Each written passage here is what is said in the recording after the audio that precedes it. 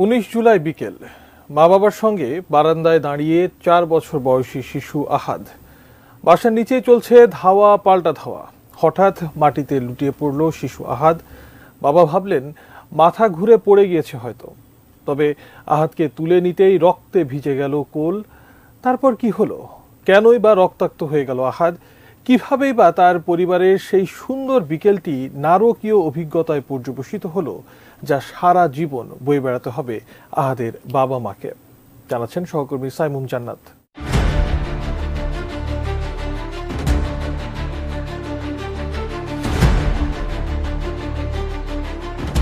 বাংলাদেশের সব ধরনের সরকারি চাকরির ক্ষেত্রে কোটার ভিত্তিতে নিয়োগের প্রচলিত ব্যবস্থার সংস্কারের দাবিতে সংগঠিত আন্দোলন হলো কোটা বিরোধী আন্দোলন। 2018 সালের কোটা সংস্কার আন্দোলনের প্রেক্ষিতে একটি পরিপত্র জারি করা হয়েছিল। 2024 সালের 5 জুন হাইকোর্ট সেই পরিপত্রটি অবৈধ ঘোষণা করার পর কোটা পদ্ধতির সংস্কার আন্দোলন নতুনভাবে আলোচনায় আসে।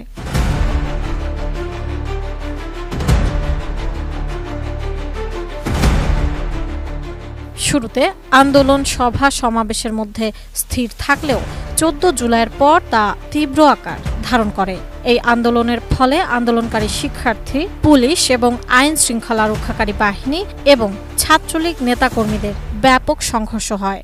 এতে দেশজুড়ে সহিংসতায় শতাধিক মানুষের মৃত্যু, বহু মানুষের আহত হওয়া, রাষ্ট্রীয় গাড়ি, ভবন অগ্নিসংযোগ, জেল ভেঙে কয়েদি পালানো সহ সহিংস ঘটনা এবং ক্ষয়ক্ষতির ঘটনা ঘটে। 19 জুলাই বিকেলে চোখে গুলি লেগে 4 বছর বয়সী এক শিশু নিহত হয়। তার নাম আহাদ। ঢাকা যাত্রাবাড়ি রায়েরবাগের একটি ভাড়া বাসায় এ ঘটনা ঘটে। কোটা সংস্কার আন্দোলনকারীদের সঙ্গে পুলিশের ধাওয়া পাল্টা ধাওয়ার সময় নিজ বাসার বারান্দায় মা বাবার সঙ্গে দাঁড়িয়েছিল শিশুটি।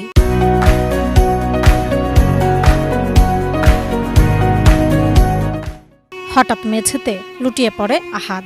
ছেলেকে ধরে তুলতে গিয়ে রক্তে ভিজে যান বাবা আবুল হাসান ও মা সুমি আক্তার। ছেলেটির ডান চোখ গুলিবিদ্ধ হয়ে সে গুলি মাথার ভেতরে আটকে যায়। গুরুতর অবস্থায় তাকে ভর্তি করা হয় ঢাকা মেডিকেল কলেজ হাসপাতালে। তাকে আইসিইউতে লাইফ সাপোর্টে রাখা হয়। পরের দিন রাতে আইসিইউতে চিকিৎসাধীন অবস্থায় মারা যায় 4 বছর বয়সী শিশু আহাদ।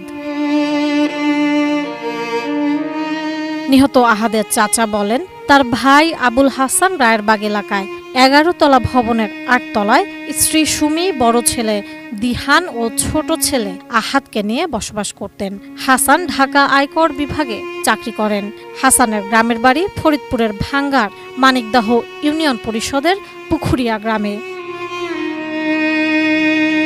তিনি জানান, রোববার বিকেলে ময়নাতদন্তের পর আহাদের মরদেহ পরিবারের কাছে হস্তান্তর করা হয়। সন্ধ্যায় অ্যাম্বুলেন্সে পুখুরিয়াতে নিয়ে যাওয়া হয়। রাতেই বাড়ির পাশে দাফন করা হয় ছোট্ট শিশু আহাদকে। এর আগে তাদের কোনো পারিবারিক কবরস্থান ছিল না। আহাদকে দাফনের মধ্য দিয়েই এই পারিবারিক কবরস্থানটির যাত্রা শুরু হলো বলে জানান আহাদের বাবা আবুল হাসান।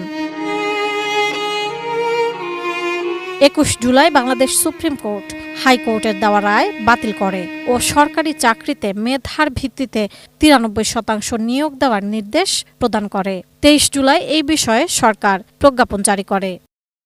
সাইমুম জান্নাত, এটিএন নিউজ।